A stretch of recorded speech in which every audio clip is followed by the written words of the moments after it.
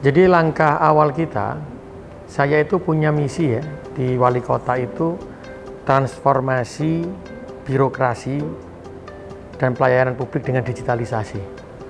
Sehingga ketika saya punya misi itu, maka secara pasti saya harus menyiapkan regulasi-regulasi pendukung agar ketika setelah dilantik begitu ya, itu sudah langsung bisa berjalan.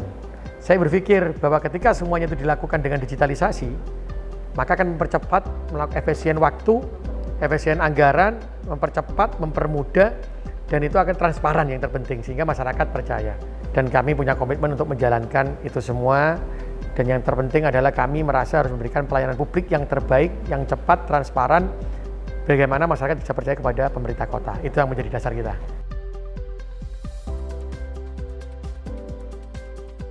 Jadi untuk mempercepat permasalahan yang ada di kota Surabaya dan mengefisiensikan waktu ya, kita ini bersinergi dengan tempat yang lainnya. Contoh dengan pengadilan negeri dan pengadilan agama. Jadi terkait, mohon maaf nih, pernikahan, itu kita bisa lebih cepat. Ketika ada orang yang membutuhkan pengadilan negeri, maka kita ini sudah langsung connect data, sidangnya juga melalui elektronik, terintegrasi. Satu kita dapat data sampai dengan pengadilan agama. Kalau pengadilan agama juga terkait dengan catatan pernikahan. Kami untuk mencegah stunting di Surabaya, yang hari ini Surabaya itu stuntingnya 1,6%, terendah se Indonesia. Dari awal tahun 2021 itu 28,5%, sekarang 1,6%. Itu kenapa? Karena kami kontak dengan pengadilan agama dan kami juga connect dengan gereja. Karena kalau pengadilan agama buat orang muslim ketika akan menikah, maka ketika tidak mendapatkan data dari kami terkait kesehatan dan macam-macam, maka tidak diproses oleh pengadilan agama. Jadi masuk data ke sana, akhirnya tidak dapat, nggak bisa diproses. Ketika dia diproses, maka di oke sama dia, lari ke tempat saya langsung mengadakan sekolah untuk orang tuanya. Mengedukasi bagaimana menjadi pengantin muda. Pun demikian dengan gereja, karena gereja itu kan biasanya dinikahkan di gereja ya. Kami connect dengan gereja, sehingga data itu diberikan kepada kami. Itulah seandainya saya berpikir itu bisa dikonekkan semua instansi pemerintah, selesai. Pada waktu menjadi wali kota, saya coba ke dalam, saya meminta tidak ada lagi berkas gitu. Jadi bagaimana ketika membuat undangan, rapat, mengerjakan semuanya itu secara digital. Bahkan kita jadi lucu kalau kita meminta orang digital, tapi di dalam juga tidak. Disitulah kita melakukan sosialisasi, pelatihan, sehingga di pemerintah kota sudah terbiasa.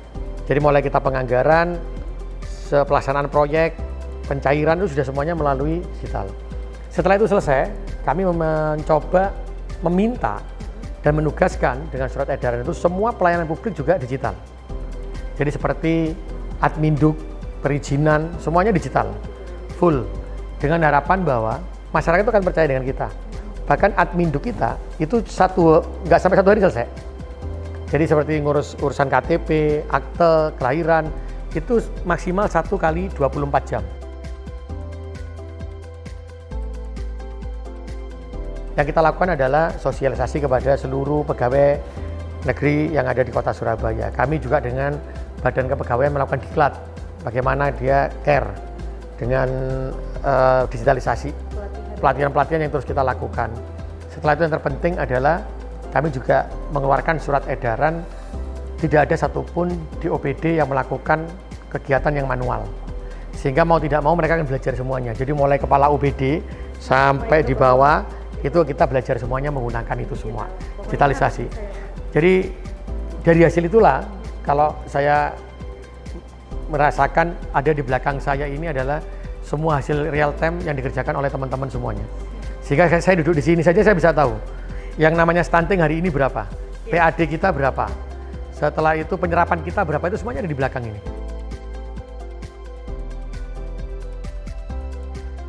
Yang namanya digitalisasi itu kan terus bergerak.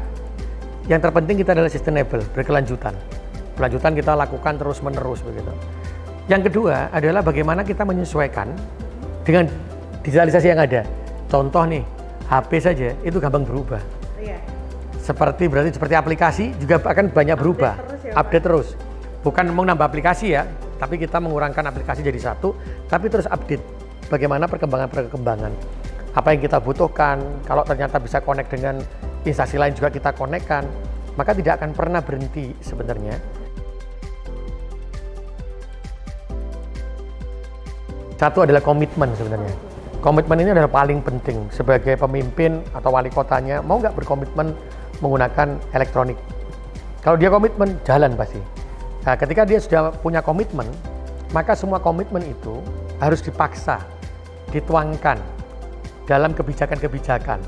Kebijakannya apa? Bisa perda, bisa perwali. Sehingga ada memerintahkan kepada seluruh jajaran OPD untuk melaksanakan secara elektronik.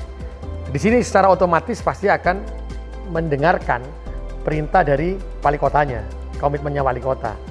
Yang ketiga, ketika sudah ada berjalan begini memerintahkan, maka harus ada tim yang terus menjaga keterpaduan dari elektronik-elektronik ini tadi. Sehingga tidak boleh lagi ada orang yang mengatakan tidak bisa. Sehingga di sini siapkanlah sosialisasi, siapkanlah pelatihan. Jadi insya Allah apakah tua atau muda itu bisa terbiasa dengan melakukan ini. Ya semoga ini terus bisa bermanfaat ya. Karena mau tidak mau kita harus menyiapkan generasi emas di tahun 2045. Mau tidak mau anak-anak kita harus pasti pakai digitalisasi. Sehingga digitalisasi ini memang harus benar-benar bermanfaat.